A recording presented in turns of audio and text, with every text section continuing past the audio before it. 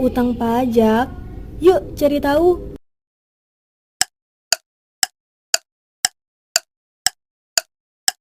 Hai, namaku Salsa Adelia Listianto dengan NIM 0132311110 dari kelas DF D3 Perpajakan Universitas Airlangga. Yuk! Utang pajak adalah pajak yang masih harus dibayar termasuk sanksi administrasi berupa bunga, denda, atau kenaikan yang tercantum dalam surat ketetapan pajak atau surat sejenisnya berdasarkan ketentuan peraturan perundang-undangan perpajakan. Kenapa ya kok bisa timbul utang pajak? Utang pajak timbul karena undang-undang dan karena ada sebab yang mengakibatkan seseorang atau suatu pihak dikenakan pajak. Timbulnya utang pajak disebabkan oleh 3 hal. Yang pertama, perbuatan, yaitu mendirikan bangunan, melakukan kegiatan impor atau ekspor, serta bepergian ke luar negeri. Yang kedua, keadaan, yaitu memiliki tanah atau bumi dan bangunan, memperoleh penghasilan, serta memiliki kendaraan bermotor. Yang ketiga, ada peristiwa, seperti mendapatkan hadiah undian. Yuk, kita cari tahu bagaimana ya utang pajak bisa berakhir. Akhirnya utang pajak disebabkan 5 hal, yaitu pembayaran, kompensasi, kedaluarsa, pembebasan, dan penghapusan.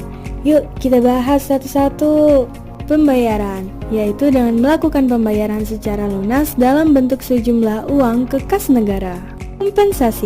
Kompensasi dilakukan jika wajib pajak memiliki kelebihan membayar pajak sehingga nominal kelebihannya dapat dialokasikan untuk membayar utang pajak. Kedaluarsa, adanya kedaluarsa penagihan jika utang pajak sudah melampaui batas waktu tertentu. Pembebasan, dengan meniadakan sanksi administratif terkait utang pajak. Penghapusan, hal ini karena keadaan atau situasi wajib pajak, misalnya wajib pajak dinyatakan bangkrut.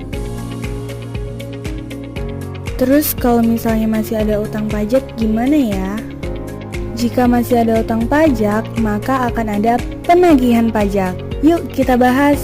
Penagihan pajak adalah serangkaian tindakan agar penanggung pajak melunasi utang pajak dan biaya penagihan pajak dengan menegur atau memperingatkan, melaksanakan penagihan seketika dan sekaligus, memberitahukan surat paksa, mengusulkan pencegahan, melaksanakan penyitaan, melaksanakan penyanderaan, menjual barang yang telah disita. Sekarang kita cari tahu yuk, apa saja jenis penagihan pajak. 1.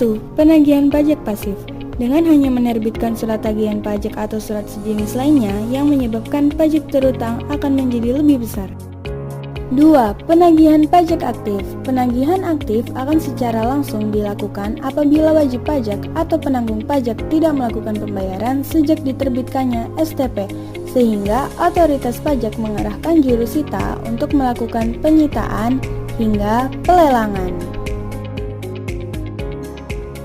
Penagihan pajak seketika dan sekaligus, yaitu penagihan secara langsung tanpa menunggu jangka waktu atau jatuh tempo yang telah ditentukan atas pelunasan pajak.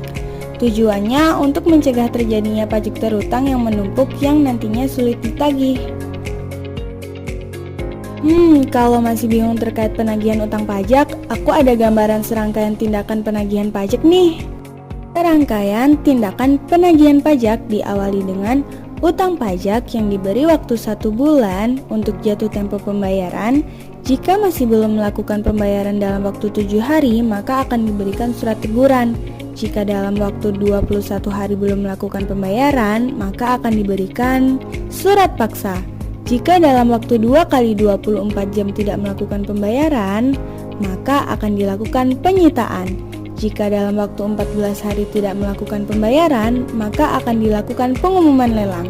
Jika dalam waktu 14 hari tidak membayar, maka dilakukan lelang. Jika ditemukan situasi tertentu selama pencegahan 30 hari, maka dilakukan penyanderaan. Yuk kita cari tahu situasi tertentu pada pencegahan dan penyanderaan. Pencegahan terjadi apabila objek sita tidak ditemukan, mendekati daluarsa, penanggung pajak akan meninggalkan Indonesia, tanda-tanda dibubarkan atau berubah bentuk, tanda-tanda pailit. Sedangkan penyanderaan terjadi apabila mendekati daluarsa, tanda-tanda dibubarkan atau berubah bentuk, tanda-tanda pilot. Jadi gimana? Sudah paham kan terkait utang pajak? Sampai jumpa di lain waktu ya.